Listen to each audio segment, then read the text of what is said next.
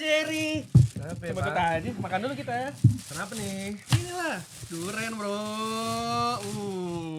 Kok duren? Musangking, MU Sangking. Sama, makannya jangan lupa dikunyah. Bawa apa nih? Bawa kekalahan Arsenal. Jatah seri, makan tuh jatah seri.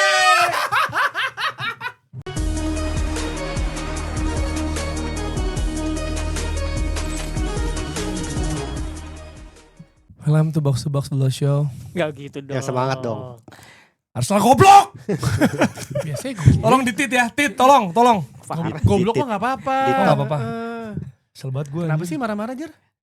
Kan udah gue bilang makanya jangan berharap sama tim lain, berharap sama tim sendiri. Karena yang bisa bikin Arsenal gak juara tuh adalah kalian sendiri, bukan tim lain gitu. Kan udah gue bilang berkali-kali. Enggak. Kok jadi gue yang review warga ini? Eh, Marah-marah.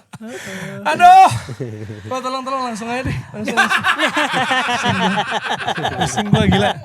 Enggak, maksudnya gimana nih? Ini kan sebenarnya masih di puncak ya, Iya, masih masih 4 poin, masih ada. Kayak udah bottled beneran gitu. Jadi kan agak ada, aduh anjir. Kalau menurut gue ketika kalah dari Man United, ya pertama inilah buah hasil dari kawan-kawan kita fans Arsenal yang kerjanya ngebully Man United dari akhir pekan lalu, dimana gue menahan diri sekali untuk tidak komen apa-apa sampai mereka menang lawan Internazionale 1-3, terus gue nonton tuh 90 menit ya kan, terus di otak gue cuma gini doang mainnya, gue kira seserem apa gitu ya. Ini mah Internya aja counter attack-nya blegek ya Allah. Udah kita prediksi kan, lu bertanya kan. Terus- Mungkin gak menang? Mungkin. Terus tiba-tiba di akhir pekan deg-degannya ada 1-0. Ada. Tapi entah kenapa keyakinan diri ini ya kan 1-0 yang itu pasti mainnya nyerang nih, kebuka nih. Karena pas babak pertama gak nyetak gol, kagak ada peluang anjir. Emang. Hati-hati banget, Allahu Akbar, grogi semua. Emang. Pas udah kebobolan lu ada intensitas untuk nyetak gol, berubah semuanya, lebih stretch semuanya, lebih yaudah nothing tulus. Akhirnya 1-2 kesalahan pemain Arsenal, alhamdulillah. Ya namanya juga gol balas budi ya. Terima kasih Martinez sudah memberikan gol kepada Arsenal, dan terima kasih Zubimendi juga membalas kebaikan Martinez dengan memberikan asis yang luar biasa indah kepada Mbeumo yang akhirnya mencetak gol 1-1. Dan jangan lupa juga bagaimana Gareth Dorgu dari depan kotak penalti. Dorgix katanya. Dorgix anjir. Balon d'Orgu. Ya kan? Kita gak usah bahas gol Arsenal karena itu gol tawuran di depan kotak penalti as usual. Dan juga terima kasih kepada pergerakan Benjamin Sesko masuk ke kotak penalti. Menarik 2 back Arsenal yang katanya terbaik di Premier League, ketarik sama bocah. Ya kan, gak buka ruang. Declan Rice jatuh, Merino juga jatuh, Kobe Mainoo dan juga Bruno Fernandes. Diakhiri dengan tendangan melengkung yang luar biasa sekali dari Matheus Cunha. Amin. Nyam kunyah. Tapi menurut gue Arsenal tetap masih terbaik sih. Buktinya mereka baik memberikan asis. Ikutan juga lu. Ikutan lu ya. Niger ya. Nih Liverpool kalah loh. Liverpool kalah, gak peduli. Nah itu nunjukin. Itu as expected. Bournemouth ya. Bournemouth. Apa yang lo harapin baru berapa menit udah 2-0 gitu kan. Iya. Masalahnya Sejalan. kita ke Liverpool sebentar karena kaptennya nyalain angin. Gue kira bercanda ternyata beneran. Beneran. Tapi emang lagi windy lagi banget. windy bener di Ya Bournemouth itu. tapi Kan pinggir laut ya. tapi kok nyalain angin. Angin tak dapat membaca. Nggak tahu Gen Z. Nggak tahu bener aja. Gimana? Silakan. Jadi Jer, kalau gol tawuran tuh at least menang Jer. Kayak Bournemouth tuh. Banyak tuh klip tuh, tolong tuh. Banyak tuh. Klipan nih semua. Tapi hidup di sepak bola tuh gini ya. 12 hari lalu kita ngebahas Amorim dipecat tuh kayak serius sedih gitu Tio kan. Terus Nah, ini emang sedih, gue masih sedih. Sedih. Karik ditunjuk kayak nggak terlalu yakin, tapi sekarang menang 2 kali beruntun langsung ledekin Arsenal. Emang kehidupan sepak bola tuh harus Gini. di embrace ya. Maksudnya kayak lu kemarin gini, enggak, kita tuh emang berubahnya bakal fluktuatif Kayak saham. dari hari ke hari. Kayak Jadi saham. dinikmatin aja. Iya, jadi kita kayak bursa efek Jakarta berubahnya kayak harga emas ya kan, sama kayak harga rupiah naik terus, turun terus. Tapi ya 13.000. gini, kenapa gue tuh kan paling nggak pernah ya ngecengin fans lain atau apa. Lu lihat tuh kalau waktu United menang lawan Liverpool gue juga tahan, paling gue cengin Tirta karena hobi gue juga, mesti kita bikin konten bareng. Tapi entah kenapa pas Arsenal tuh gue leganya tuh beda banget gitu, karena di teaser dari fans Arsenal menuju ke Man United tuh udah kayak mereka tuh akan menjadi juara menang gitu di Man United dan akhirnya menjadi juara. Iya nggak apa-apa lah. Gue kayak aduh gue tahan yang tadi gue bilang 1-3 menang internasional ya, gue lihat gue cuma gitu doang, tapi kok serem juga tetap dong ya kan, sebagai tim fans dari tim yang nggak pernah jelas ya kan selama 10 tahun lebih ini. Lu di Emirates terakhir kali menang 8 tahun lalu, Jesse Lingard joget-joget dan akhirnya dijogetin juga sama Matis Kunnya. Ya. Surfing ya. Everybody wants surfing USA. By the way, 210 orang lagi nonton live. Nggak, tapi itu gua ketika Man United menang lawan Arsenal, gua alhamdulillah gua happy, tapi ya gua tuh ada kayak akhirnya ini fans Arsenal. Tadi pagi gua ngechat sama Molan gitu, BKR bilang kayak akhirnya fans Arsenal diem ya hari ini, nggak ada komen apa-apa, nggak diem, beneran diem. Cerah langit, cerah banget. Iya, tapi diem loh, karena nggak komen apa-apa semuanya. Tapi gue tidak membenarkan fans Man United yang mengancam sampai ke jalur pribadi. Ini gue note juga karena ada teman kita Kevin ya yang gue banter juga semalam di konten review warga. Yang dia nge-tweet easy win, tapi ternyata ya dia kan itu bilang mau tutup akun, tapi ya maksud gue lu jangan sampai nyuruh orang bunuh diri lah, lu mau ancam apa-apa. Tapi gini, jangan gitu lah, maksud gue ranahnya udah bukan masuk itu, maksudnya lu ini sepak bola banter-banteran klub nggak apa, tapi kalau udah masuk ranah pribadi sampai lu tiba-tiba tahu nomor telepon dia dan lain-lain WhatsApp itu, wah menurut gue sih nggak gitu. itu udah kriminal. Bisa jadi itu udah kriminal. Jadi menurut gue sih sebenarnya kalau kayak Tio ngecengin Kevin kan belum tentu orang nggak kenal ya. Bisa tahu temen gitu. Gue sempat ngomong dulu ada Gue izin sama Kevin kok, konsennya dulu kok. WhatsApp Kevin gue pakai inilah pakai aja bang, nggak apa-apa. Iya, maksud gue ya udahlah gitu. Jangan jadiin itu jadi personal menurut gue ya. Kayak kemarin tuh sebenarnya yang gue posting Jerry I love Carrick gitu. Jerry gue posting ya Jerry. Ya, itu juga ada diskusi dulu tuh ya, silakan ada engagement ya gitu. udah. Akhirnya gue posting. Cuman emang tuh lucu banget. Gue udah seminggu tuh nungguin ini kalau menang nih kena gue bilang. Enggak, kalau intinya ada 2 orang yang bisa kena. Kalau nggak Jerry gue. Iya. Karena gue bilang kayak minggu depan juga kalian korbannya. Tapi benar, maksud gue yang dibilang Tio itu kemungkinan menang ada. Kita udah duga kan, Carrick bakal mampet di tengah itu sebenarnya kan. Walaupun setengah jam pertama itu emang punyanya Arsenal. Wah itu gue akuin itu Arsenal. Maguire juga ngakuin. Gila kali itu setengah jam pertama Man United beneran channel untuk masing ke tengah itu ditutup semuanya. Tutup semua. Declan Rice, Odegaard, Zubimendi, Merino, wah tuh beneran nge-lock pemain tengah Man United sampai nggak bisa ngalirin bola, ujungnya ke belakang lagi, ke belakang lagi sampai akhirnya Martinez yang berusaha langsung masuk berantakan juga. Betul. Ya sebenarnya kan ada beberapa cara buat nge-break Arsenal itu dan itu semuanya dia dilakuin kan. Salah satunya pakai long ball-nya St. Lamens. Cuman kan yang di depan bukan Sesko kan, tapi Brand Bumo gitu. Jadi nggak kenal lah. Beberapa kali juga mau coba nge-break line breaking passes dari Lisandro juga gagal gitu. Cuma ada beberapa lah. Jadi gue pikir terlepas bahwa United akhirnya menang, Arsenal tuh memiliki dominasi yang nggak bisa dibantah di 30 menit pertama. Cuman kalau gue harus ngasih kredit ke United tentu saja adalah ketika mereka ditekan kayak begitu dan kebobolan duluan, shape-nya tuh gak berantakan. Yeah. Itu sebenarnya yang menurut gue jadi kunci juga. Biasanya selama kita menonton Man United, kalau misalkan udah kebobolan duluan dulu, mental ambruk tuh, main berantakan, posisi berantakan. Cuman kemarin yang pas gue lihat, dan ini kebukti ya sama golnya si Mbumo itu, shape 4-4-2-nya itu ketika gak nguasain bola masih jalan gitu. Kan Jerry bilang tuh kebiasaan back pass terus gitu. Cuman menurut gue nggak bisa sepenuhnya menyalahkan Zubimendi karena posisinya Zubimendi tuh emang udah ngarah ke belakang gitu. Lu lihat gestur badannya, dan gue ngeliat juga itu depan 3 backnya Arsenal itu udah pemain Man United semua. Jalur ke line keduanya Arsenal tuh udah ditutup semua. Jadi ya gue mau gimana lagi ya, pilihan gue cuma back pass gitu. Yeah. Itu compactnya Man United tuh di mid block ya sebenarnya. Yep. Mid block. Ini sebelum gua jawab yang tadi Zubimendi ya. Harus buat kerja ya anjing. Rusak banget. Rusak banget anjir. Gila nih gue box to box nih. Ntar tackle bebas ya kan. Datang-datang ada Waldo bawa duren. Ngapain nih, gila. Musang Dita juga gila. ngeselin. Ya lu ngapain kayak At gila. least, Keras at banget ya least. kerjaan nih berat ya. Baru kali ini dia coba jadi fans Man United 13 tahun. Iya. Enggak, gitu iya, terus. makanya di sisi lain gue tuh kayak apa ya? Gue ini jujur kan notif banyak nih sampai sekarang nih lu lihat sendiri kan. Dari tadi pagi dari gole Dorgu. Yang Gole Bumo belum terlalu tuh. Pas Dorgu kan udah mulai tuh 2 kata lucu Bang di bobol Dorgu udah mulai tuh masuk kan. Udah sampai siang ini juga sampai ada. Cuma gue masih gini, di sisi lain nih kalau gue bukan fans Arsenal yang kalah ya, gue seneng maksudnya ada fans bola yang akhirnya bisa ngeluarin selama ini nahan gitu kan. Dia kan juga seminggu nahan banter, mungkin selama ini juga masalah bisa gitu. Itu enak banget rasanya, gue tahu. Cerot gitu, enak banget gitu. Situasinya gue paham. Ya maksudnya akhirnya bisa mengeluarkan kelegaan. Karena gue jadi fans MU pasti gue kayak gitu juga. Gitu loh. Jadi gue paham banget. Tapi kok pas lawan tim gue. Kan emang fans MU, I love Carrick. It's Carrick, you know. It's hard to believe it's not Goals. Gue disclaimer gue. Kan gue bilang gue suka Carrick, Vidic sama Chicharito kan. Emang di MU nih sepanjang masa. Cuma ini di TikTok kok Bang Jerry Sariawan ya. Atau lagi silent treatment. Silent treatment. Gila. Tapi Nggak ya, istri lu pagi-pagi gimana?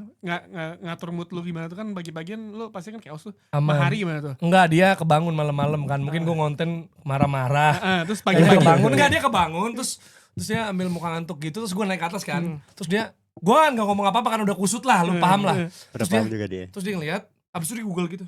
Kayaknya di Google Arsenal ini. Dia gini terus. Sumpah di dapur. Bener, langsung. Dia kayaknya gak nanya. Dia tuh cuma lihat. Kayak anjing. Bikin suami gue gini. Dia gini doang nih. peluk. Gue liat tuh ya Instagram story si Molen kan gitu kan. Udah tidur yuk. Udah tidur yuk. Udah menang kan. Masih di depan TV gitu.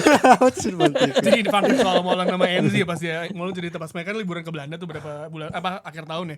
Itu yang Man United lawan Wolverhampton sama lawan Bournemouth atau apa pokoknya yang abis itu imbang lah ya. Iya. Jadi kalau nggak salah ya misalnya lu lagi liburan harusnya lu liburan aja dong. Terus Molan stay di rumah, Enzi kalau nggak salah pergi gitu, Molannya nonton bola. Terus gue bilang, Enzi nggak marah? Ya pas gue sampai sih gue diem aja ya. Diem aja ya. Bisa ayo bapak ini emang gitu. Fotonya tuh Molen lagi depan TV gitu lah. Udah yuk udah menang kan tidur yuk gitu. Kayak bocil gitu. Pertama kali kalau di Emirates bos. 8 tahun Pertama lagi. kali 8 tahun. kebobolan 3 gol. Sejak lawan Udah Luton. lama ya, lawan Kayaknya Desember dibilang, 2023 loh. katanya dibilang It's been like tuh. 2 years. Jerry kan J-nya jebol 3. Nggak tapi oke. Tapi kita- errornya kebanyakan sih. Iya, biasanya iya, gini, iya. gua Iya, akui. iya, Biasanya iya. nggak gini, biasanya Iya. nggak gini Arsenal ya. Iya, oke. Tapi tadi yang tadi soal Zubimendi. Back pass. Iya, gue ngerasa emang ada space tuh yang diciptain. Memang tadi kita udah bahas mid blocknya bagus, tapi emang ada space yang tercipta. Terutama sebenarnya kan susah ya kalau kayak gini nggak punya someone to blame tuh sebenarnya susah ya. Makanya orang-orang tuh kayak Arteta gitu. Padahal nggak akan dipecat juga sampai akhir musim dan kenyataannya masih di 4 kompetisi masih unggul 4 poin Betul, gitu. betul. Sebenarnya it just a slap aja gitu ya. Cuma memang jadinya agak rasa trauma itu muncul terus yang gue sering bilang sama lo. Apa ini ya gitu kan. Kan udah dibilang juga, maksudnya Tio juga suka ngomong Februari nih. Belum Februari kok udah kepleset gitu maksudnya. Baru Januari gitu kan. 5 hari Tapi udah lagi. mulai anjir apa iya udah mulai gitu tuh Iya, iya, pertanyaan gitu. Nah tapi kalau soal itu gue gak menyerang Odegaard sebenarnya ya sepenuhnya. Tapi emang itu the space yang mana mungkin gue gak bilang Odegaard secara individu, tapi mungkin komunikasi dan koordinasinya. Karena kalau lu perhatikan kita tarik lagi, kita rewind sedikit sebelum Zubimendi salah passing. Itu tuh Declan Rice buka ruang. Jadi gini, Declan Rice passing back pass ke Saliba. Kan emang build up-nya gitu kan. Iya. Build up-nya emang pelan lah dari bawah. Terus dia buka ruang ke sana, ke Si atas Declan gitu Rice, ya iya. kan. Nah Saliba di pressing tuh. Ya kan di pressing sama pemain Man United, Zubimendi di samping. Nah, kan ada space kosong nih. Jadi dari Declan antara Rice. Saliba pilihannya kan buang depan, maksudnya buang jauh karena ada space nggak ada orang kan di sini. Atau passing ke Zubimendi. Betul. Nah, sebenarnya bisa ada opsi passing karena Odegaard diharapkan turun ke situ Betul. secara skema gitu. Iya. Karena emang dia gerak ke arah situ. Cuma emang terlambat atau emang bengong atau gimana sehingga nggak ada opsi. Nah, pas di press nggak ada pilihan lain. Karena kalau buang nggak mungkin. Kalau buang pasti di kemelut malah berbahaya. Akhirnya dipassing ke Zubimendi. Nah Zubimendi tadi dalam posisi nggak siap lah. Dan bukan kaki alaminya juga. Dan bukan kaki alaminya akhirnya passing ke ini. Cuma orang ngebakar Zubimendinya karena ini pernah terjadi waktu Richarlison gol yang Spurs itu. Plus Oke, juga dari jauh. Plus dia juga diganti kan babak 2 kan. Iya maksudnya bad atau office menurut gue buat Zubimendi iya, dia bukan dalam performa terbaik, tapi kalau misalnya Zubimendi nggak bagus gue sih tetap. Enggak, itu menurut gua lebih kayak lu pengendara gitu ya ditempatin di kokpit mobil Iya, yang iya, jelek iya, gitu. iya, Emang iya. strukturnya tuh udah jelek karena Iya. gua pas gue lihat sequence-nya kayak ini mau ngoper kemana, itu di belakangnya Mbumo sama Bruno tuh udah pemain Man United semua tuh Iya, gitu. iya. Lu oper ke depan Dan juga memang rebut mau gitu. gimana pun football is about momentum lah. Kita Iya. semua udah bahas itu. Itu momentum juga untuk akhirnya United jadi back to square one lagi gitu. Iya, iya. Sebelumnya kan Arsenal juga ya ada dominasi di sana Dominasi, gitu kan. Walaupun ini yang diinginkan United kan karena ya udah lu mainin bola. Sok, kita atuh, akan sok. kita akan counter gitu kan. Punten. Cuma kan ya udah emang karena ada keunggulan kompetitif itu sebenarnya dirasa, apalagi ada gambar gembor ya. Kita tahu online noise-nya kayak gimana. Wah, ini full tim nih Arsenal gitu kan. Enggak cedera lagi, pada sehat. Udah mulai alay tuh analisnya kayak gitu dan ada kepercayaan diri yang lumayan berlebih. Emang kita gak boleh sih di bawah ya. Gak boleh, udah kita gak apa-apa dicengin. Udah itu aja. Jadi aduh bingung gue ngomong apa. Gue sih penyesalan gue kalau jadi fans Arsenal ya. Sebenarnya dari pertandingan lawan Inter kenapa nggak banyak rotasi pemain di pas lawan Inter? Rotasi gila. Rotasinya nggak banyak loh. Banyak 7 orang. Masih kipernya masih David Raya. Backnya masih back utama kan? Apa sih? Gabriel masih main.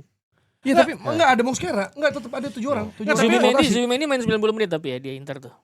Kayak enggak deh. Nggak, tapi Gua rada lupa. tapi lu nonton Coba. Arsenal Tapi ketika lawan rotasi Inter kok. nasionalnya nggak? Rotasi. kok. Nah. 7 Gimana orang cara kok. main mereka? Ya, Gimana Inter harusnya bisa at least nggak 1 gol lah intinya. Lebih ke Internya sih. Lebih ke Internya kan. Jadi makanya gue bilang di awal, gue bilang pas Zubi full. gue Full kan ya? gue nggak nonton nih, terus tapi gue pagi-pagi gue liat live score, wah 3-1 nih, 1-3 Arsenal menang lawan Internasional, gue langsung nonton dong tayangan, which is karena gue lagi sakit kan, gue nggak kemana-mana, jadi gue nonton 90 menit, gue pengen lihat, jago banget gak sih, set pas gue, makanya gue bilang, oh tuh kayak, ini bisa nih. Iya.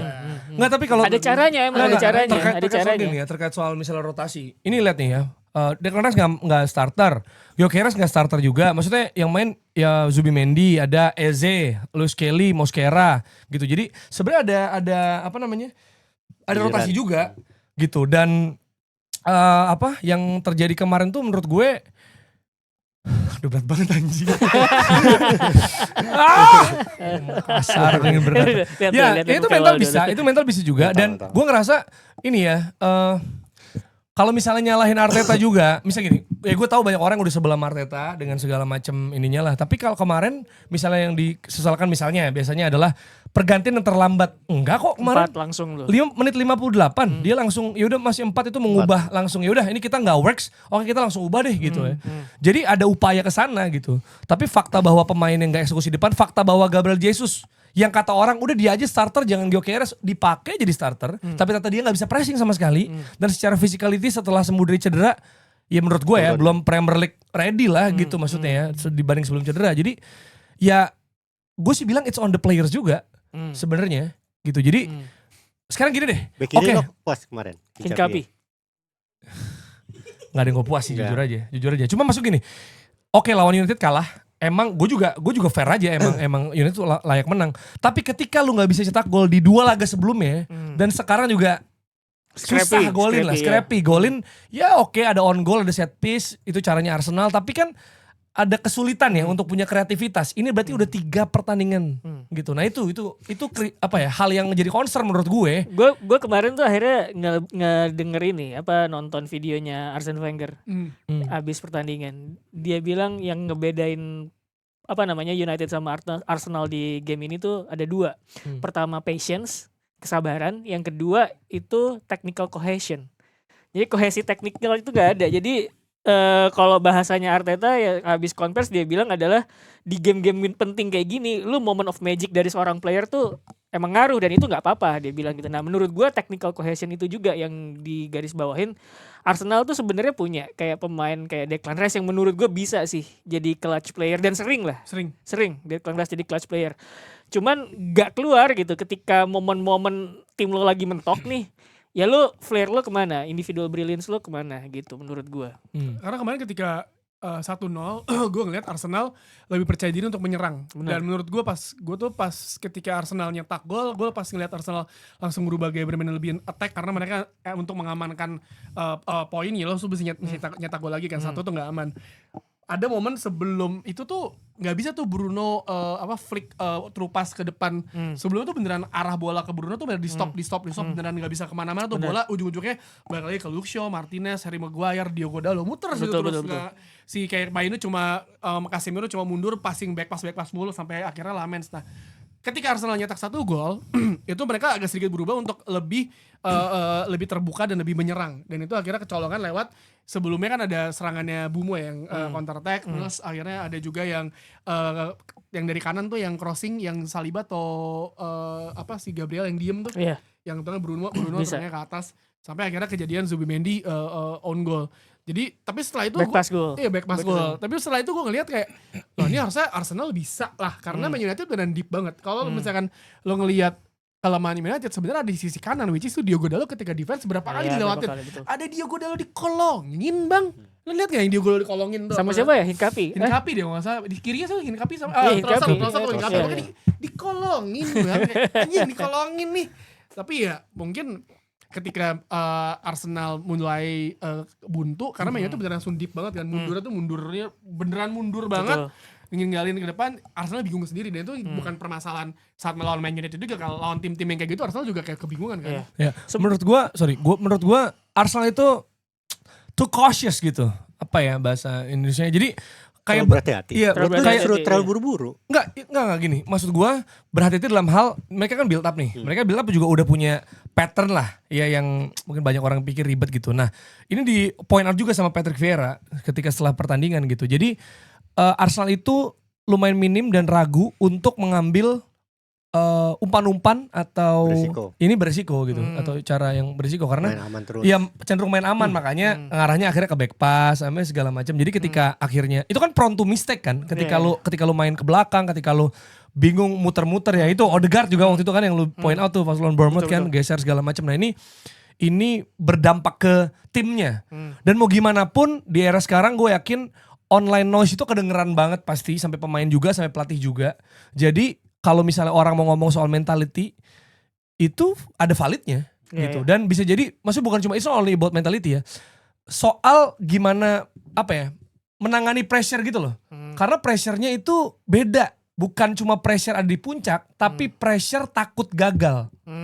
Ngerti gak lo? Ini kan traumatik nih. Maksudnya ini hal yang takut gagal sehingga itu bisa jadi dalam tanda kutip culture nih di Arsenal nih, maksudnya culture battle gitu kesannya kan ya, karena ini hal yang terus menerus terjadi, sehingga ada kekhawatiran itu pasti mau gimana pun, oke kita fokus segala macam, tapi pasti dalam hatinya ada kayak anjir apa kita battle lagi ya. Nah itu akhirnya membuat ada keraguan-keraguan itu Dex, jadi takut salah gitu Pak maksud lu, gitu. Nah itu yang kerasa banget yang gue lihat, karena maksudnya secara kualitas harusnya bisa juga sih Arsenal gitu, cuma entah kenapa tuh kayak yang lebih lepas, yang lebih nothing tulus dan memang berpeluang menang di laga kemarin emang United akhirnya. Gue punya 2 jawaban buat yang perkara ketakutan sama perkara pemain kurang ngambil risiko.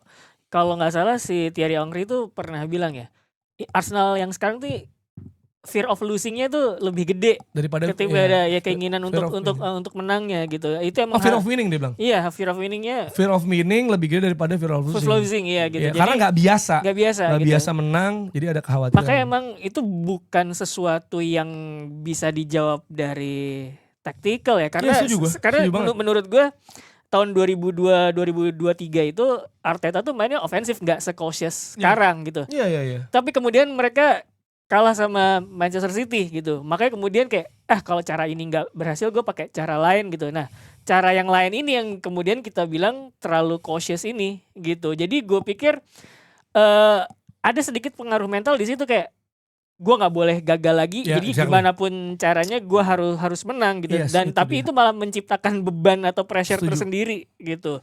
Dan itu menurut gue kayak ini bukan perkara nggak bisa dijawab dari taktik gitu. Mental block ini ya mau nggak mau gimana caranya ya lo harus ilangin gitu.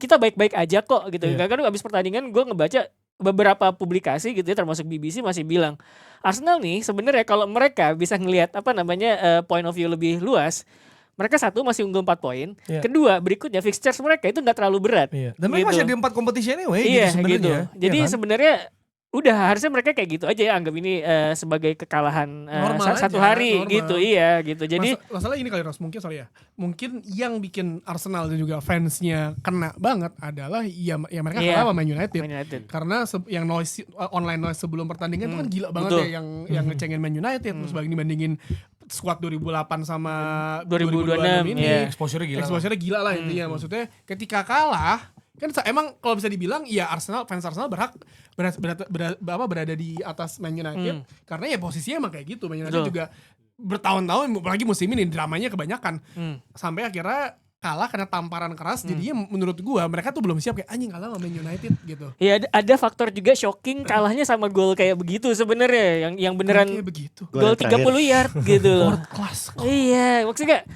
Kayak David Bentley ya. itu reaksi pemainnya ya. Kayak gol Gabriel, Saka tuh kan kayak anjing gitu loh, dibawa gitu dan Kamu gitu juga di rumah anjing ada gitu. Iya emang. Berarti lo lebih ikhlas kalau golnya tuh gol tawuran Iya, kayak gitu-gitu. kalau scrappy ya, Jangan gol gitu. maksudnya Ya, maksudnya gitu. Ya, tapi gitu maksudnya lah. gol tetap lah gol lah Gol, gitu. Maksud iya. gua apapun golnya ya pasti kayak karena Man United tahu ketika mereka bermain untuk mencoba membuka atau counter attack Arsenal itu nggak akan bisa kalau lu nggak bisa melepaskan tembakan luar kotak paling atau nggak kayak individual brilliance. Karena gue selalu bilang bahwa Man United itu ya udah lu main dengan cara gimana tapi individual brilliance tuh setiap tim tuh butuh. Kalau lu ngelihat kayak Vincent Kompany ketika membawa City juara dari Iya, itu Liverpool jangan ditendang, yang tendang. yang dia nendang. Nendang. Itu yang ngebedain sebuah pertandingan yang menang sama yang berbeda tuh itu kan. Dan ini akhirnya ya siapa yang nyangka sih dengan Taking risk ya. Dorgu bisa kayak gitu. Siapa yang nyangka Sesko bisa narik 2 back yang akhirnya ngebuka ruang di mana Kobe Mainoo sama Bruno Fernandes ngebuat Merino sama Declan Rice juga kelimpungan sendiri yang akhirnya ngebuka Matheus Cunha ada ruang di situ dan beneran ngebuat Gabriel tuh siapa yang akhirnya telat untuk nutup yang itu posisinya Matheus Cunha. Iya. Padahal berapa pertandingan sebelumnya tuh Matheus Cunha pernah tuh kayak gitu nyetak Jarang. golnya di Man United. Enggak. Enggak kan? Ini kayak one of a kind jadi dia nyetak gol. Gue aja baru ngetit ya kebobolan. Ya, udah gol lagi. Iya. Ini Belum ada ada. nih. Dia belum Enggak, nyampe. tapi enggak. Gue ada satu lagi yang ngomongin soal taking risk tadi belum kejawab. Buat gue United tuh sebenarnya anggapannya bahwa ngasih possession ke Arsenal terus main counter sebenarnya nggak main counter juga, lebih ke arah main direct ya sebenarnya. Iya, direct sih. Jadi bukan counter menurut gue. Possessionnya ada. Kalau nggak salah yang pas golnya Dorgu itu 2 menit bola in possession of Man United players. 2 menit itu bola diputar sama Man United dengan tujuan ini gimana caranya gue bisa ngebongkar shape-nya Arsenal gitu. Dan ketika ruang itu ada, si Lisandro Martinez kan yang ngirim bola ke depan tuh sebelum akhirnya Dorgu sama Bruno one two kombinasi. Dan menurut gue garis bawah juga buat Lisandro, dia 11 line breaking passes sepanjang pertandingan terbanyak. Menurut gue itu salah satu pemain kunci juga buat game kemarin karena ya gitu. United gue harus nyari dulu nih ada ruang nggak, kalau ada ruang baru gue arahin bola ke depan gitu. Makanya berulang kali kalau lo lihat di sepanjang pertandingan overload ada gitu, 2 lawan 3, 5 lawan 5 gitu kan. Makanya kemudian kayak kok sempit banget satu area lapangan ya. Itu emang Carrick mainnya gitu, ya putar dulu Compact aja, banget ya, compact tapi, gitu, overload gitu. Ketika ada ruang baru kemudian oper ke depan kayak gitu segala macam. Itu menurut gue jadi kunci. Dan ketika udah ada skema kayak gitu, tinggal lu tambahin individual brilliance gitu. Jadi nggak semuanya rely on individual brilliance gitu. Jadi strukturnya ada dulu nih, baru kemudian individual brilliance taruh di atasnya gitu loh menurut gua gitu Kalau sebetulnya. dari tadi mengarahnya kan sebenarnya ke briliannya Man United kan. Berarti di carry kan. Hmm. Ini juga ya conversation yang lagi banyak juga karena gua ngerasa kalau kita sebagai media ya, kan kita harus lihat apa Yap. yang rame. Yang rame sekarang adalah apakah Carrick layak dipertahankan. Padahal baru 2 pertandingan. Belum. Dua-duanya menang lawan City lawan Arsenal. Cuman ini mesti kita bahas karena kita media yang merespon keyword kan. Tapi sebelum itu gua ngeliat Bocorin. Cunha. Kalau Cunha itu di 2 pertandingan terakhir dia tuh sebenarnya main dari bangku cadangan dan selalu ngebikin impact. Pertama assist, yang ini sekarang Gol. gol. Cunha itu sebelum pindah ke Man United dia dicap sebagai pemain yang emang hatinya tuh Man United banget, kayak ini tuh pemain yang punya apa ya namanya? Punya Maverick gairah, lah, Maverick. punya gairah. Passion. Jadi gairahnya emang MU banget katanya gitu. Dan ini kelihatan di 2 pertandingan bersama Carrick. Dan Carrick sendiri kalau lo tadi memuji 4-4-2 Mid block ya itu. mid blocknya itu sebenarnya kita ngelihat Carrick itu kan baru ngelatih kan dari Man United terus Middlesbrough, Man United lagi kan sekarang kan. Sebenarnya di Middlesbrough juga kayak gitu. Cuman kan pemain-pemainnya kan dipretelin.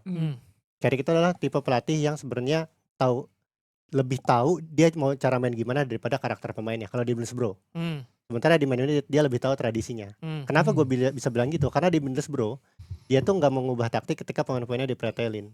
Mainnya masih 4-4-2 mid block juga. Yang ketika 4-2-3-1 lagi offense ya. Nah itu ngebuat pemain tuh jadi nggak familiar aja. Ini gimana sih? Kita tuh nggak bisa kualitas kita Middlesbrough kayak gini Belum untuk sampai, main. belum sampai.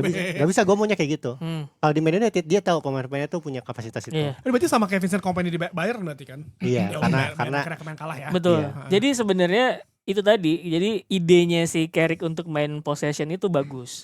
Dia kan di autobiografi gue baca tuh di Flanker. Jadi dia itu dapat ide dari Van Gaal kan. Van Gaal. Ya, overload di mana-mana. Van Gaal tuh terobsesi sama overload. Jadi 3 lawan 2. Pokoknya di setiap jengkal lapangan harus ada keunggulan jumlah gitu. Biar enak lah buat working bolanya. Makanya kemudian kalau lo lihat sekarang United latihannya rondo kan. Kalau di latihan biar ketika lagi overload gitu enak. Tik-tak Pindah-pindahnya. 1-2-nya. Iya, terus kemudian makanya harus compact juga tuh ya. betul. Biar pindah-pindahnya Jadi overload gitu. gitu dulu gue pernah protes adalah kenapa sih Man United tuh sering banget pemainnya kerja sendiri-sendiri gitu. Jadi 1 lawan 1 terus yang lainnya jauh banget gitu. Nah, itu bikin bola sering kerebut. Nah, sekarang tuh jadi beneran dirapihin gitu. Jadi kayak kerja di satu sisi lapangan dulu, pindah bareng-bareng. Oh, ada ruang baru pindah ke sana lagi gitu. Switch gitu. Itu sebenarnya bukan sesuatu yang baru tapi tidak pernah dilakukan gitu di Man United. Jadi kelihatannya kayak sebuah kebaruan padahal mah biasa aja. Cuma gitu. ya itu sebenarnya masalah Man United adalah kalau ketemu tim dengan lawan low block. Itu Nah, kan itu. belum ketahuan kan. Ini kalau ketemu lawan Arsenal, lawan City kan Malah seneng ya kebuka senang, gini ya. happy. Ketika lawan low block ini permasalahan dari yang apa namanya Ole Gunnar Solskjaer dulu kan. Ketika lawan betul. low block bingung sampai akhirnya di akhir-akhir musimnya Ole tuh musim pertamanya tuh udah bisa tahu caranya switch Iya, kiri kanan. kiri kanan. Tapi kalau yang sekarang kan akhir pekan nanti lawannya Fulham ya. Fulham. Misalnya di home 2 kali. Dan gue ngelihat ya ini tantangan bagi Carrick sih sebenarnya. Karena lu bisa gak lawan tim. Ini Fulham pasti low block kayak waktu lawan Fulham Liverpool. Spurs habis itu kalau nggak salah. Yes, di Old Trafford ini sama kayak gitu. Nah tantangannya kan seperti itu. Apakah dia akan mengubah gaya bermainnya? Karena kalau ketika low block lu gak bisa di tengah. Lu crossing. Which is ada Benjamin Sesko di sana. Nah satu lagi. Kalau kita ngomongin Man United, oke Man United brilliance. Oke udah menang 3-2 dengan segala kejadiannya. Drama yang orang bilang Dorgu handsball tapi kan tangannya nempel. Harry Maguire yang dia jatuh kena handsball dengan segala dramanya. Tapi ini kan sekarang menjadi tanggal-tanggal atau bulan-bulan fase krusialnya Arsenal. Karena kan Arsenal kita selalu bilang ya Februari adalah waktu-waktu Arsenal di mana mereka harus bertahan untuk tidak drop lah intinya gitu kan. Ini kan fans Arsenal gue bisa merasakan bahwa traumanya adalah ya lu setiap awal sampai Februari itu awal musim Februari lu di atas. Nah tapi gimana cara mereka bertahan? Apakah menurut lu Jar, apakah dengan kekalahan ini bisa lawan Chelsea? Kairat. Bisa Kairat habis lawan Chelsea. Leeds. Dulu. Ya misalnya Kairat habis lawan Leeds, apakah ini akan iya kalau misalkan lawan Kairat tiba-tiba something happen which is gue gak yakin akan terjadi sesuatu. Kayaknya dilepas Pasti aja rotasi deh. sih. Ya, Lepas karena aja udah deh. Rotasi, pasti udah rotasi. lolos juga. Apakah Arsenal bisa menahan tekanan dari kayak musim-musim sebelumnya nggak Jar menurut lu dengan squad dan juga permainan karena ya kita lupakan online noise tapi lu lihat dari squad yang sekarang apakah Arsenal bisa bertahan nih? Apakah tetap berada karena 4 poin menurut gua tuh adalah modal yang gede bukan sebuah disaster sih. Tapi justru menurut gua online news itu punya peran penting ya bagaimana keramaian di sosial media atau apapun itu terhadap para pemainnya. Gitu ya dan ya mungkin Arteta nggak mungkin pemain tapi posisi situasi di situ lah karena ini gue nggak tahu nih akun beneran apa enggak. Ahmad Diallo tuh reply orang kan tadi ya kan bener kan katanya dia ngerespon nih your only hope is corner be humble kid.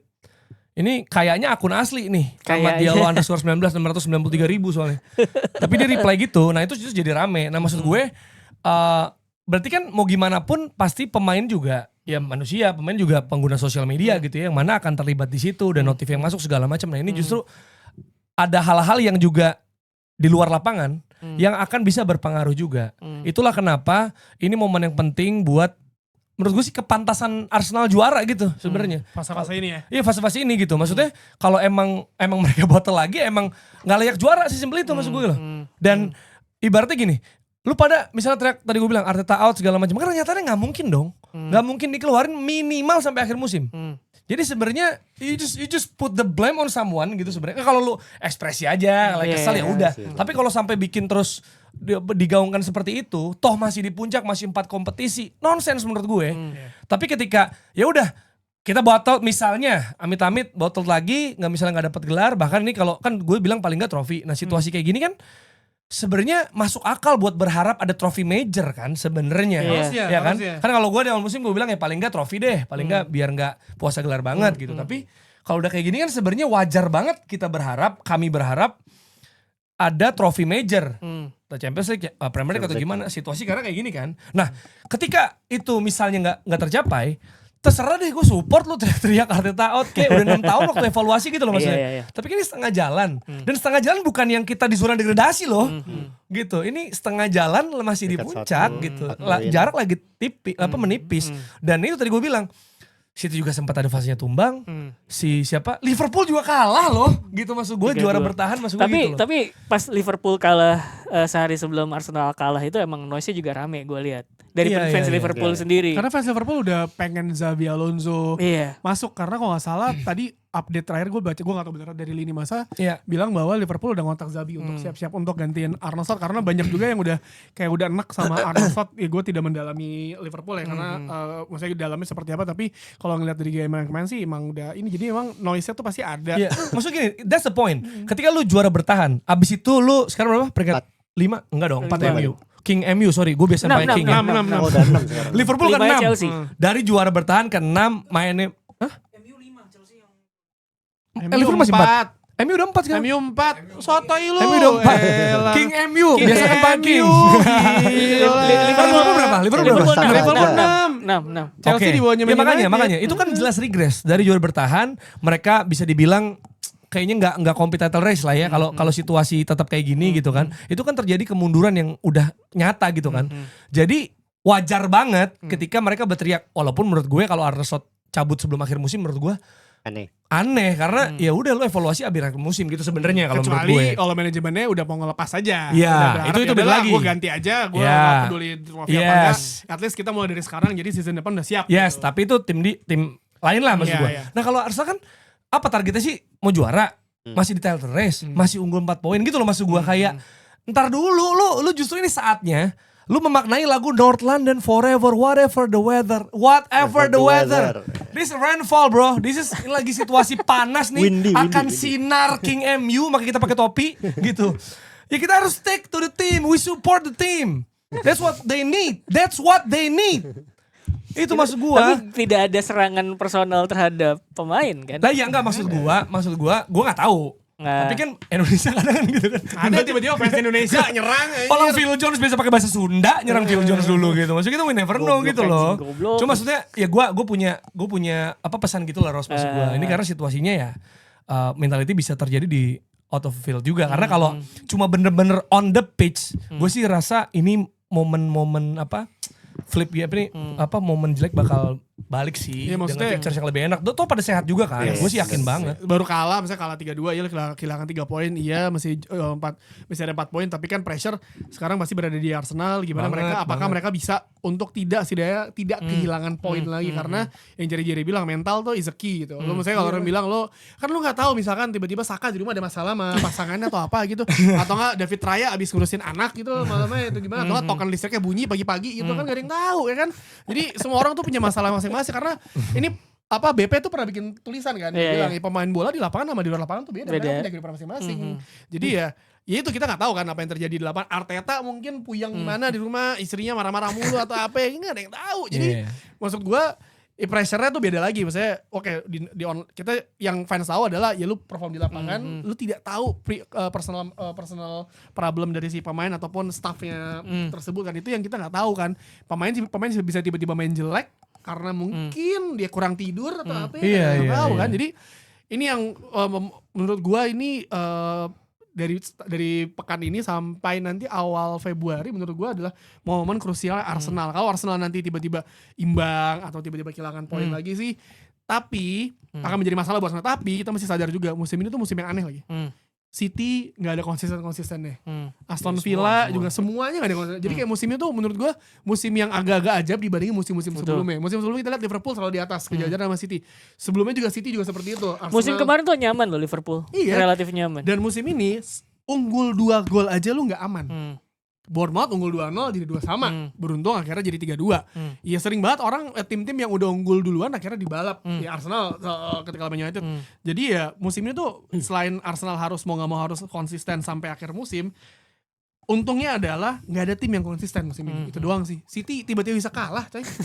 Lawan Wolves ya udah dihitung pasti kalah gitu. Gue mau bilang Arsenal hati-hati lawan Leeds masih main nanti malam. Gue kata lawan Dia belum Everton tahu. dulu. Yang konsisten cuma Spurs jelek. Ya. Tahun Burnley hampir kalah. Ini ada yang lucu Oke. nih. Ini ada yang lucu ya. Iya kan? Ini ada yang lucu. Jadi kan Mau degradasi lagi. Spurs abis ini lawan City. Iya. Kemarin tuh gue baca ada tweet fansnya bercanda. Ini kalau sampai Spurs menang lawan City, ya Thomas Frank mending dipecat aja. Aneh ya. Tapi biasanya suka menjadi ini ya. Buginya City loh Spurs loh. Tapi Liverpool kalah ada ini enggak? Maksudnya lucu aja gitu. Kalau misalkan lo sampai menang lawan City mendingan Thomas Frank dipecat gitu. Iya, Liverpool kalah ada pembahasan nih kita. Itu banyak. Liverpool kalah Udah tuh. cukup panjang nih kita nih bahasnya. Ya kita udah Harus MU. padat di Man United. Kita bahas Liverpool yang detail, padat, simple, singkat. Sekarang Menurut menit bahas MU Arsenal. Podcast MU Arsenal ya. Podcast MU Arsenal ya. Gila.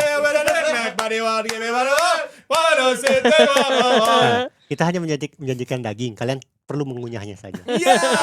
ya, Karena makan perlu di apa? Dikunyah. Liverpool. Salah udah balik. Kemarin udah menang 3-0 lawan Marseille. Kirain comeback nih mereka tapi kalah lagi lawan itu Bournemouth. sistem yang dipakai lawan Marseille 4-2-2-2 itu sama dipakai lawan Bournemouth. Ya. Cuman persoalannya gue paham lah Arne Slot itu pengen coba kontrol pertandingan via inilah situasi banyak man to man marking di tengah gitu. Makanya kemudian pakai 4-2-2 itu biar compact gitu di tengahnya. Persoalannya adalah ketika lu nggak punya pemain-pemain lagi-lagi yang ini pernah kita bahas ya, kayak Nunez, Diaz yang bisa front foot dari depan nge-pressing lawan buat ganggu build up mereka. Itu udah mulai kurang gitu ya. Nggak ada yang seagresif itu. Lu punya ngasih kesempatan ke lawan untuk apa yang dilakukan Bournemouth gitu. Bola dari belakang di loop Kirim. ke depan. Tentu saja memang ya ada perkara angin, oke lah gitu. Van Dijk bilang gue nggak bisa judging bola jatuh di mana gitu kan. Cuman kalau buat gue dalam situasi tersebut Van Dijk nih dalam situasi penting entah kenapa kelihatan kurang sigap gitu, terlalu kasual gitu loh sebagai seorang back. Enggak serius, beneran. Nih bayangin gol ketiganya Bournemouth itu kan udah pastilah mereka udah kelihatan pengen ngelempar bola ke dalam kotak penalti dan anggapannya adalah kalau situasi seperti itu pasti bakal ada scrimmage dong. Ya kan? Anggaplah kayak gitu. Itu waktunya lu untuk stuck-in gitu loh. Untuk sedikit agresif tapi jangan kasar karena biar gak penalti gitu. Wah, atas bola dibuang aja. Nah gitu. Van Dijk itu bilang protes kan dia habis wasit. Gue didorong. Iya enggak gitu. Harusnya lo. Iya maksudnya lu harus stuck in gitu.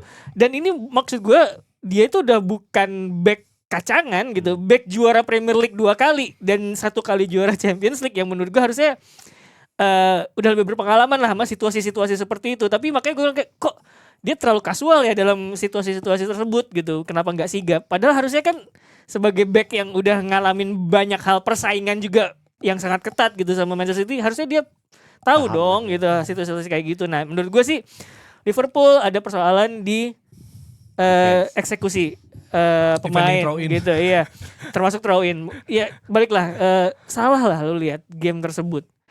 Berapa kali dia kayak kehilangan pace, terus kemudian ada peluang dia gagal gitu loh. Jadi kayak ini kayaknya emang harusnya dia jadi opsi aja dulu ketika permainan tidak membutuhkan dia gitu. Jadi menurut gue persoalan juga ada di sisi kiri juga. Kerkes yang gol keduanya Bournemouth itu gapnya terlalu gede. Diliatin semuanya kan, lu gapnya terlalu gede. Cuman balik lagi gue pikir Liverpool itu punya persoalan buat tracking siapa yang lari ketika bola diarahin ke half space. Karena golnya si Burnley gitu juga kan, itu kan masuk kan dari second line ke half space gitu, gak ada yang tracking gitu segala macam. Jadi Itu satu, siapa yang tracking, sama gap antar pemainnya itu agak gede. Kerkes tuh agak terlalu ngelebar di gol tersebut menurut gua. Iya. Malah Jadinya- Robertson mau ke Spurs ya.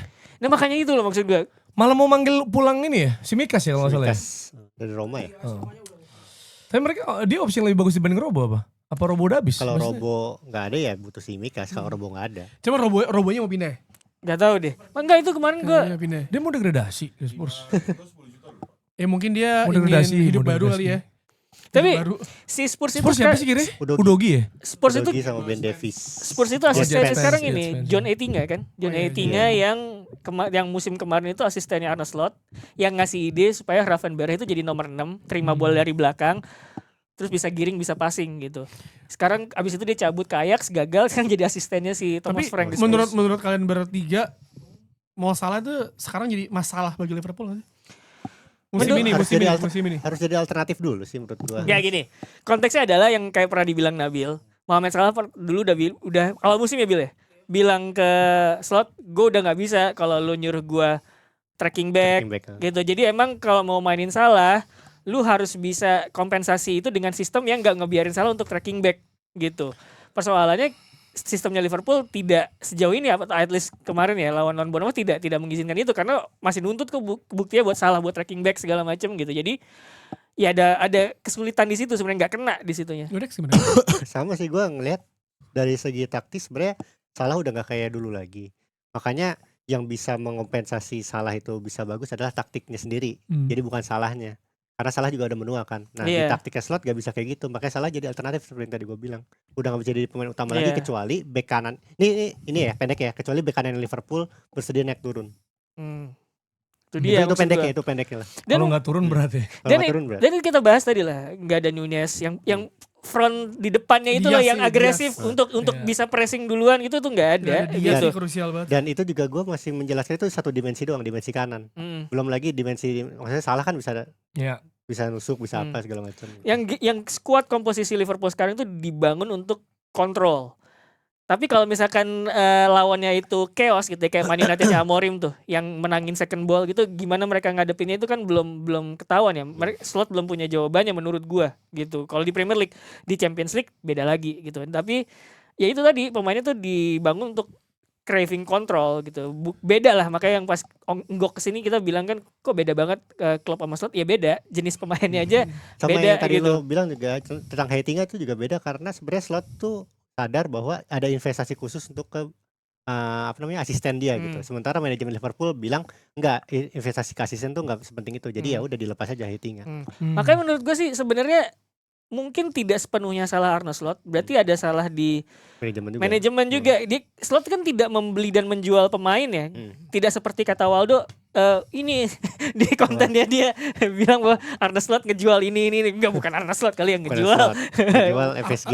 FSG-nya, DOF-nya itu. Alfa terima beres doang. Iya, maksud gue jadi siapa sih Hughes sama Michael Edwards ya, yang ngurus itu semua juga harusnya sih layak disorot juga gitu. Kalau lu menyorot Slot, harusnya lu menyorot mereka juga karena mereka yang belanja gede gitu. Gue paham sih. Gue lihat tren-tren di klub-klub sekarang juga. Lo lihat deh, pelatih sama asistennya tuh pasti ada kohesivitas kayak Pep kan dulu punya Enzo Maresca, punya Arteta. Terus juga Slot dulu punya Heitinga gitu. Jadi kayak ada peran yang dibagi gitu. Iya. Dan tim-tim gede tuh punya kayak gitu. Bahkan di Man United sekarang juga Steve kayak gitu. Holland. Si Steve Holland itu kan kita bahas bahwa Carrick itu diboro out of possession-nya jelek.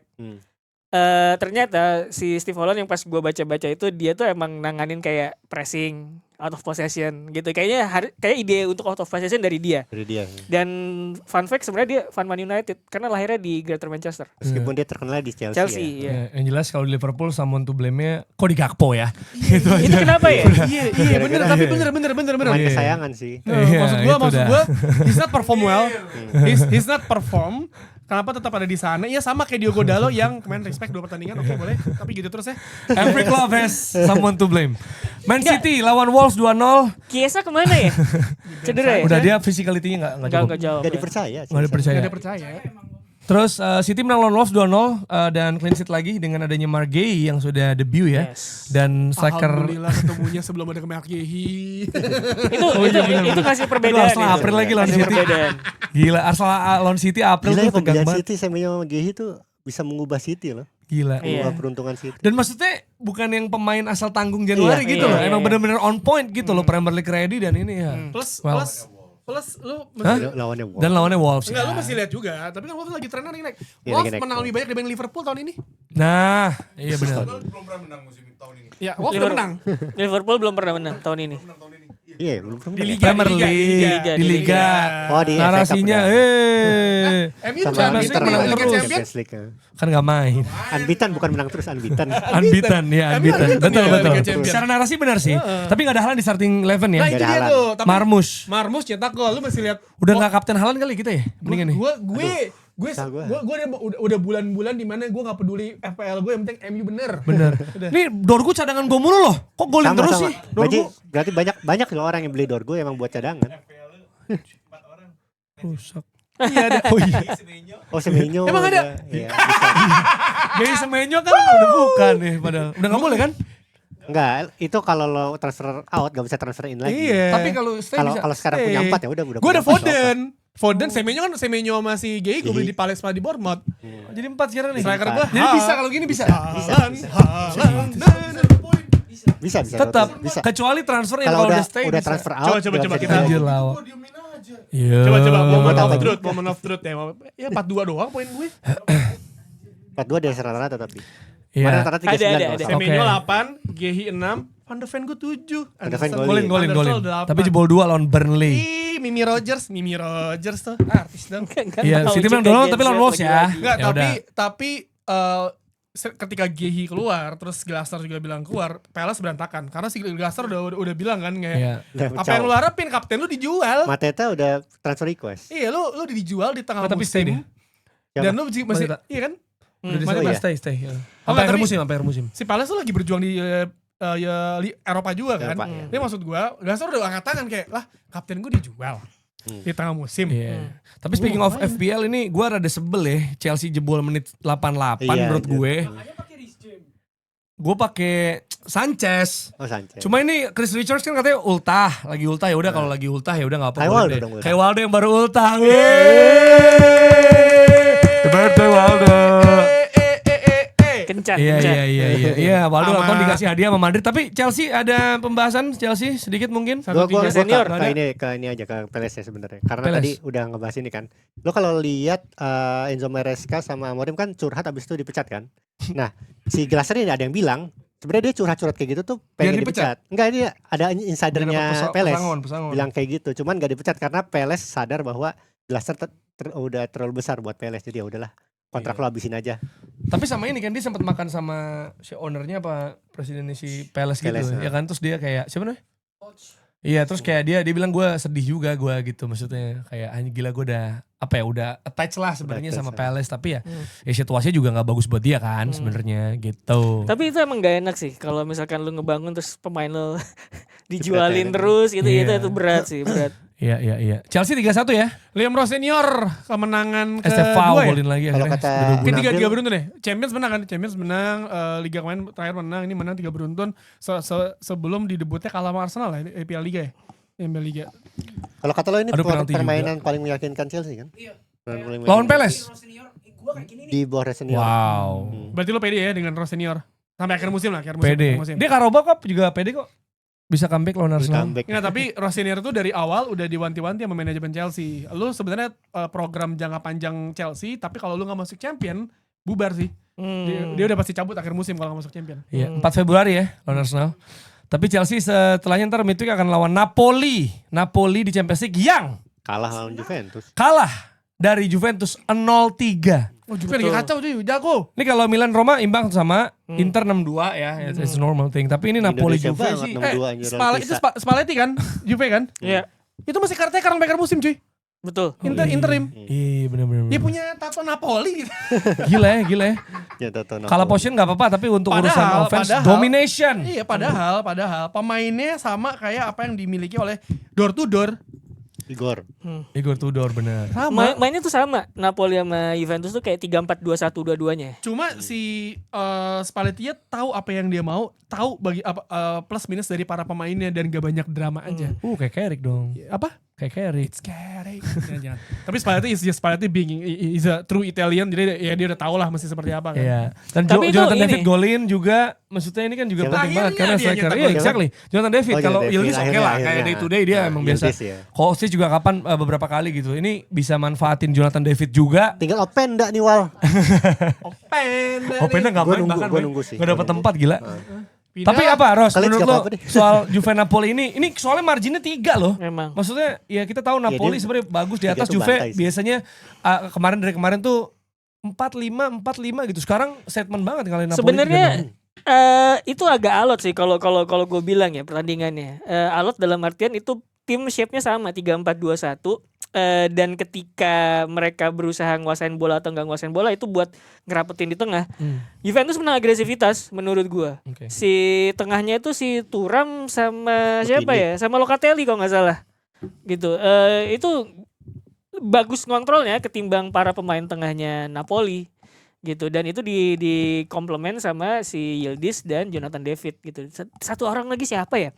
Oke, ini bukan. Enggak, kayak ini mah wingback kan kanan. Jadi nomor 10? Iya, enggak, tapi enggak si Siapa tuh lagi? si Yildiz, Jonathan David, satu lagi siapa? Gua cek. Golin. Enggak, Kostić. sama Conceição. Oh, ininya, depannya. Nomor 7. Gitu. McKennie, iya. Jadi menurut gue sih sebenarnya Waduh. in terms of agresivitas main. unggul Juventus pada game tersebut gitu.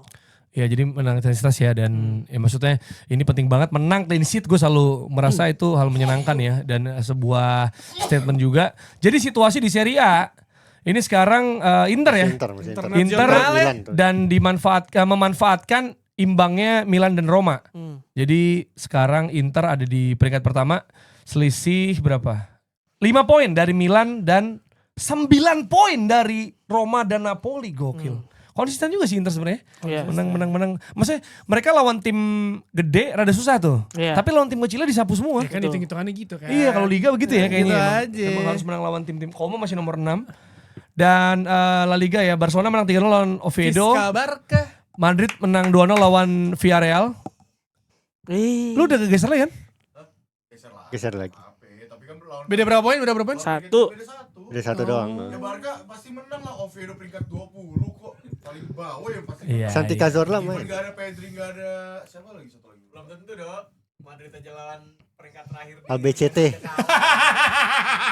ABCT lawan Barcelona. Albacete aja kalah sama Albacete. ABCT lawan Barcelona abis.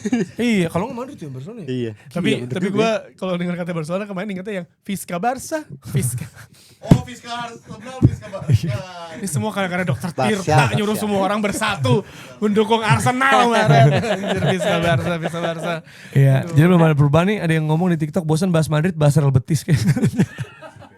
Si ada yang nonton ya. Rayo Vallecano lah, gila stadionnya di warga lingkungan, di komplek Iya. perumahan. Nah tapi memang pemuncak klasemen lagi pada tumbang selain Inter ya. Bayern juga akhirnya kalah lawan Augsburg kalian pertama Di musim kandang ini. lu. Tapi ini sih nggak terlalu ngaruh ya. Gue rasa fans Ya. Bayern juga nggak tegang gitu habis kalah. Ayo udah. Ya cuman ya kena pukul aja sih sebenarnya. Tapi sebenarnya Bayern udah kelihatan agak shaky pas lawan yang di hampir kalah tuh Frankfurt atau apa ya? Enggak, RB Leipzig RB Leipzig sebelumnya kan. tuh. Tapi- Enggak sebenarnya beberapa kali kan kayak gitu, hampir kalah lawan main siapa lawan apa tuh seri. Gimana sih rasanya lu dari awal musim menang-menang gampang mulu ya, marginnya lebih dari 2 terus kayak siapa tanding dia pasti menang. Ya ini maksud gua jadi apa ngebuat mereka jatuh dari ke daratan, sadar lagi bahwa ya udah lu nggak bisa main sekarang. Si yang 1-5 itu kan sebenarnya Leipzig gol terus Olise masuk ya. Olise masuk itu yang ini. Tapi Iya. sayangnya yang Augsburg ini nggak banyak pembedanya. Iya, tapi Dortmundnya menang lawan Union Berlin 3-0 jadi selisih nipis jadi 8. Apaan? Nipis aja 8. Nipis 8. Buset. anjir. Jeruk nipis. Buset. Oh ini ada yang bilang di TikTok juga Como menang 6-0. Oke. Iya. Como lawan Torino. Mantap Bang Jai. Kok Bang Oh, Jai? Bang Jai sih. Kok Bang Jai goblok. Bang Jai lah. Bang Jai Sassuolo Bang Jai anjir. kemarin ketemu Emil. Emil. Ini gara-gara Waldo nih. Waldo ke Como nih. Jadi kemarin kalau nggak salah ada cerita si Ujar Jay, lah gua. si Jay sama si Emil tuh ketemuan. Pokoknya setelah pertandingan dia ngobrol sama ada jurnalis Indonesia lah ngobrol lama. Nah Tinggalan. si Emil nih ya itu si timnya Cremonese Cremonese. tuh nggak sadar kalau Emil nggak ada di bus ditinggal bang.